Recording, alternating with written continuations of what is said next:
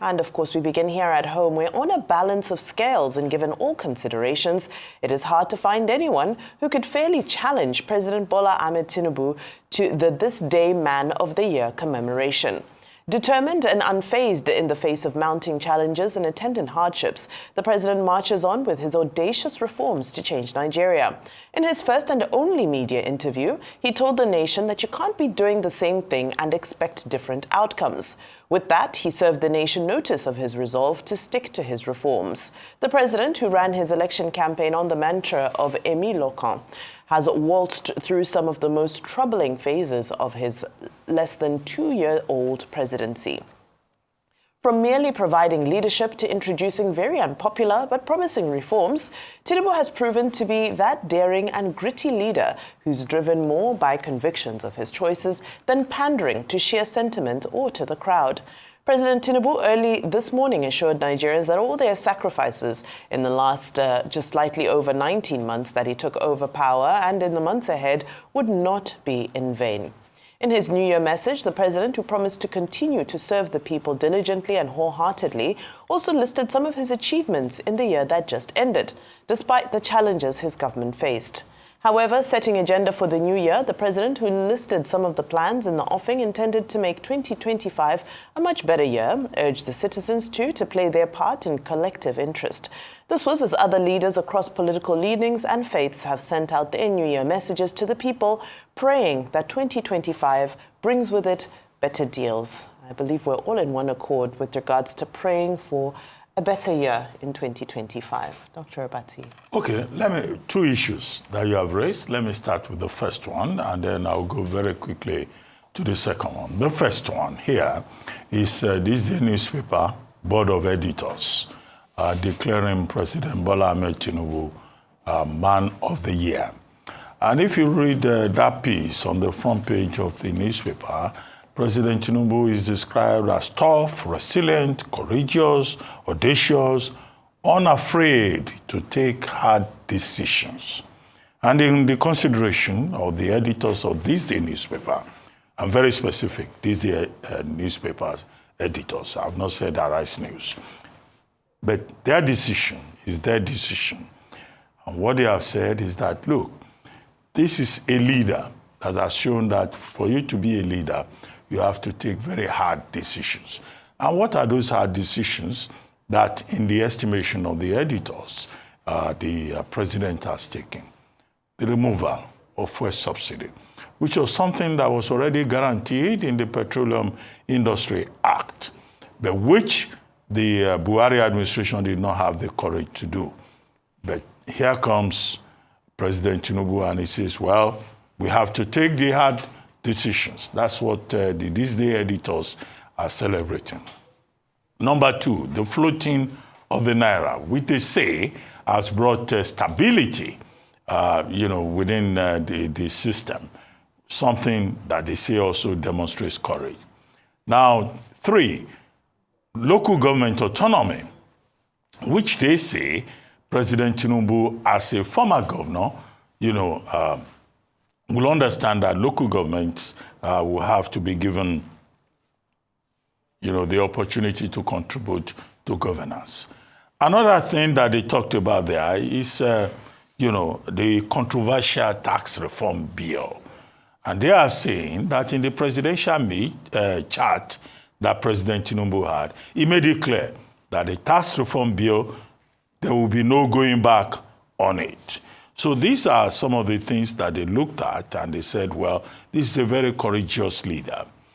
Then the commentary on President Tinubu went to another level to talk about introduction of measures to make life easier for Nigerians. An acknowledgement of the hardship in the country, but they say CNG-powered vehicles are being introduced, and also that, on the whole, there's trade surplus, foreign reserves have gone up, and also moribund refineries are now working, and, external reserves, have also been boosted beyond 40 billion. That is a commentary of the editors of, THISDAY. They also said that on the foreign front, President Tinubu has played a major role in terms of his chairmanship of ECOWAS in stabilizing the West African sub-region. Now, many people will have a problem with the assessment, and there will be many people who will disagree with that assessment.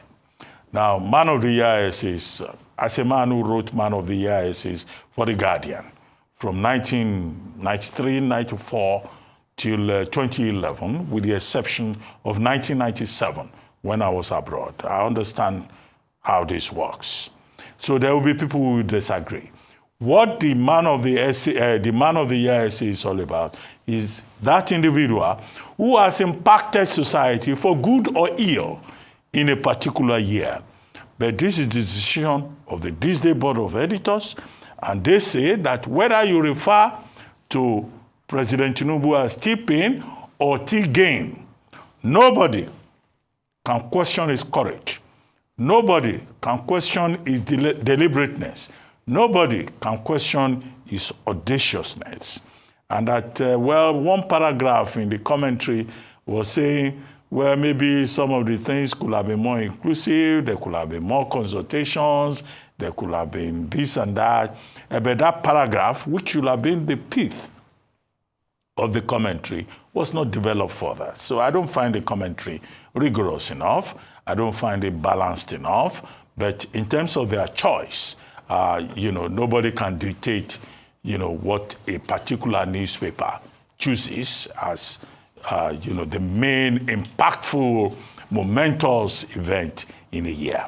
So I respect the decision of the THISDAY Board of Editors. Now to the second issue, President Tinubu also used the occasion today to address Nigerians. Two things that Nigerians must note. Number one is that a president, his job is to always inspire the people, to give hope. And what he did in his presidential address is to give hope. To say that, look, 2025 will be better, and that he, as President Tinubu, is determined to work more, is committed to the assignment that Nigerians have given him. And that, I think, is an important point. He used the opportunity of the speech to talk about his achievements, what he has done with regard to the same issues that THISDAY newspaper celebrates. He says fuel prices have decreased, trade surplus, we have had that. The dollar has stabilized against, the naira has stabilized against the dollar. There is growth, he says, in the stock market that has created prosperity and wealth for Nigerians. Where many Nigerians would say, not for all Nigerians, because it's not all Nigerians that operate in the stock market. He recognized the fact that hunger is a problem. He recognized the fact that there are challenges. And what are those some of those challenges that he says he will address? One, he says there's going to be, greater attention paid to food production, food security. He said that there's also going to be a national youth confab in the first quarter of 2025. Many Nigerians have asked for that, youth confab. He said that there will be a national credit company that will ensure stability within the financial sector.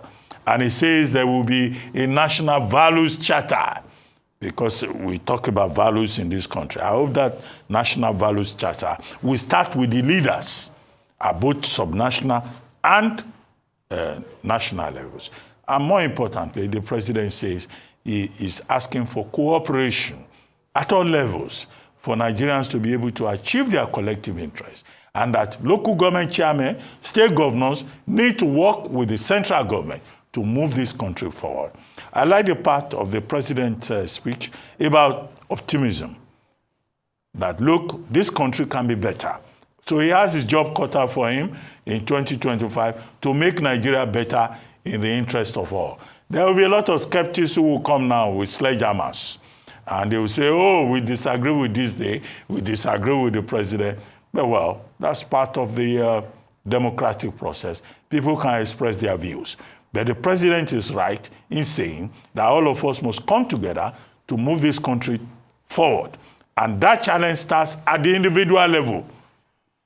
Every individual, even the family, Nigerians must ask themselves, what am I contributing? Because there are many Nigerians just say, we want government to do this, we want government to do that. But the same Nigerians are very difficult human beings, sabotaging their own country, and yet they blame government. So I think that should be an important message for all of us. Absolutely. Dr. Abati, all very well said. In instances like this, I know most people feel that history should be the best judge of whether a presidency or a leader performed well or not. However, in the process, in the meantime, there's room for discourse. And that's what academia is at the end of the day. Academics are always in discourse in pursuit of a superior argument. Now, if we're talking about superior arguments, of course, everybody has their own leanings and their own nuances. But if you talk about the victory for neoliberal reform, the victory for capitalist and market-friendly reform, then President Bola Tinubu has stood by that. He has stood by that. Now, why has it caused so much discontent? Of course, beyond some of the negative consequences that we've seen, the harsh conditions that have been caused for most living in this country. Yesterday, we spoke about the erosion of the middle class. But when we look at Africa historically, Africa is a continent that was liberated under Marxist and Leninist ideology. Now, what did this ideology teach us? It taught us to move away from capitalist forces, from neoliberal policies, because the assumption was that the hand of the government usually does not do good. The hand of the government takes away from the efficiency of the market, of the economy.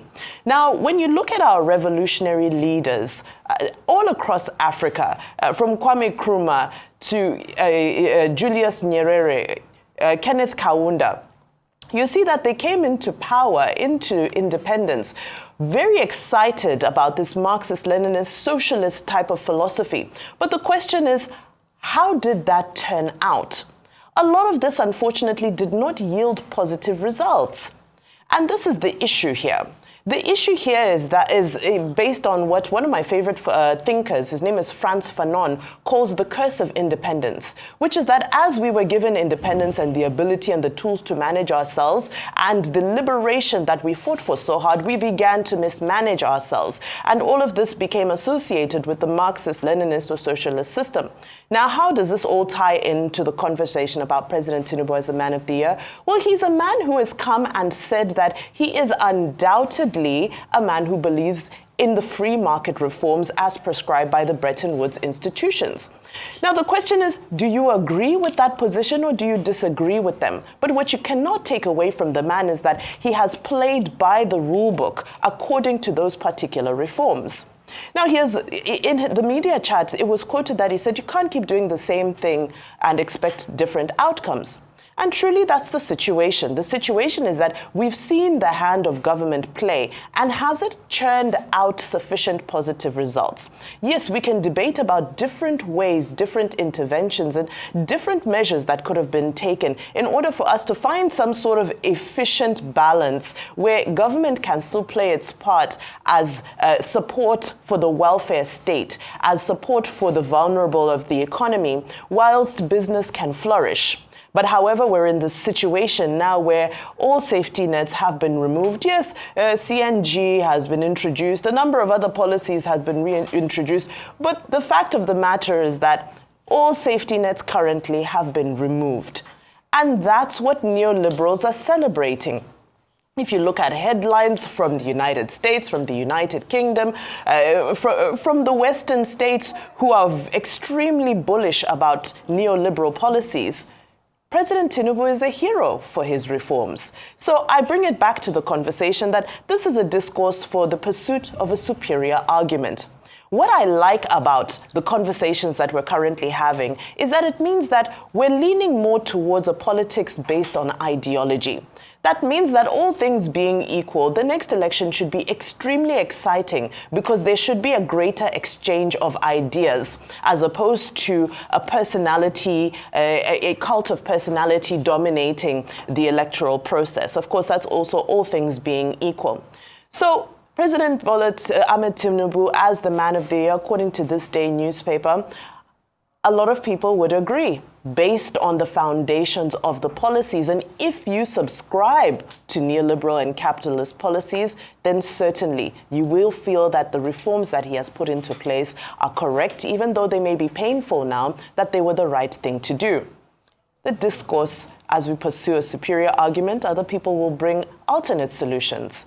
So that's where we are. President Bola Ahmed Tinubu. Of course, the list for other This Day awards honors, the full list, I believe, will be out tomorrow. But for today, of course, I'm sure we will spend the day dissecting the outcome as President Tinubu as the Man of the Year.